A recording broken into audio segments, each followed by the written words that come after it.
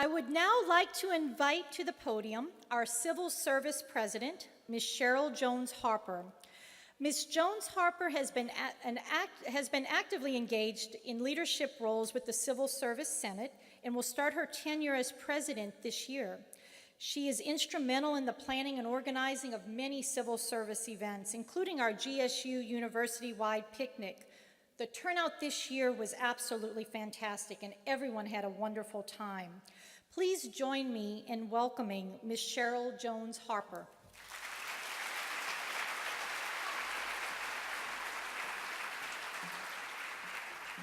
Thank you.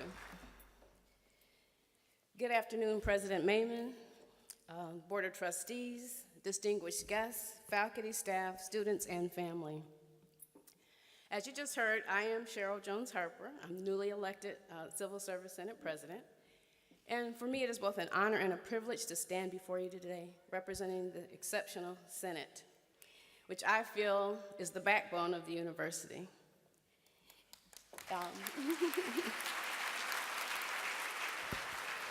And I don't say that to minimize the efforts of all the other contributors, though I suppose I am a bit biased.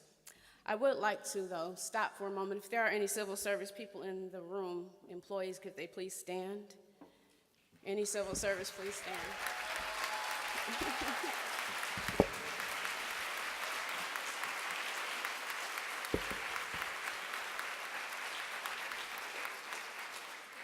And I guess you guys jumped the gun because I was going to tell you to give yourself a round of applause for all of the work that you do to help GSU be the university that it is. And I just want to thank you for your contributions. That being said, I believe that this is one of the most exciting times in the history of Governor State University. Historically, GSU is an institution that was established in 1969 from a cutting-edge, innovative concept in the creative minds of its founders. It was a school without walls, one of the first of its kind, the vision of which was founded in a spirit of cooperation, a concept-based education where faculty and students worked collaboratively to design both the processes and the outcomes of their degrees. It was a revolutionary idea of its time, completely non-conventional, and I bet it sparked fear in the minds of many in-the-box thinkers who couldn't conceive of anything other than the ordinary, because it meant change. And most people are resistant to change. And you know, there are very few inevitable things in life, but change is definitely one of them. And I don't believe that I'm alone when I say I'm concerned with what appears to be the changing course of the state of our world today. There's so much unrest and uncertainty, an uncomfortable, divisive environment, an environment where only we can change by changing our attitudes and our actions.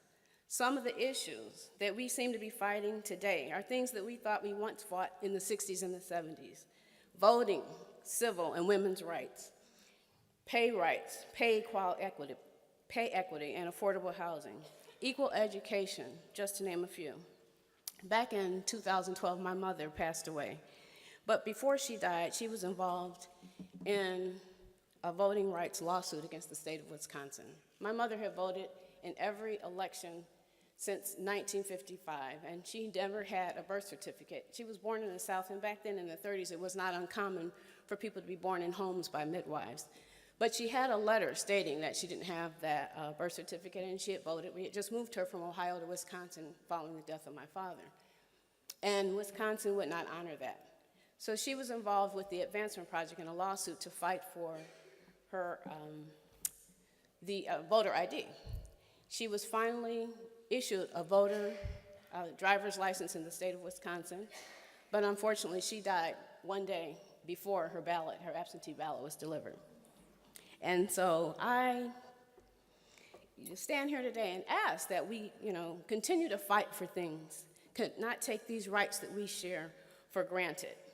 I hope that she has not died in vain.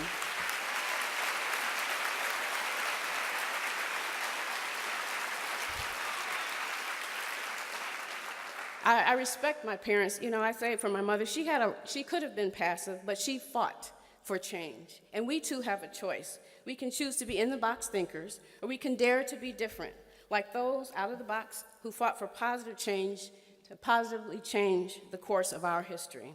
So let's fast forward to today, where once again we are embarking upon a new era in Governor State University history, introducing into a non-traditional upper-class student population our very first class of undergraduate students.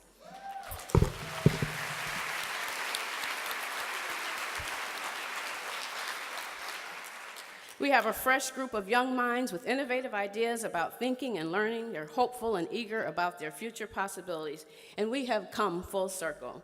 We have a unique opportunity to provide a blank canvas upon which to paint a new landscape, another first of its kind, to work together to create a new vision, chart a new path, welcome our new students into our new Jaguar Nation. So let's not continue down the same old path, but let's take this opportunity to stand together, make a difference in our lives and the lives of others that we may affect by committing to be the example that we would like to see in others. There's nothing wrong with dreams, but let's not stop with the dream. Let's work to make that dream a reality. And I'm going to leave you with a quote from a great man and a great leader that I also admire, Colin Powell, who said, "A dream doesn't become a reality through magic. It takes sweat, determination, and hard work." I agree with that statement, and I believe we have our work cut out for us. So let's get busy. Go Jaguars!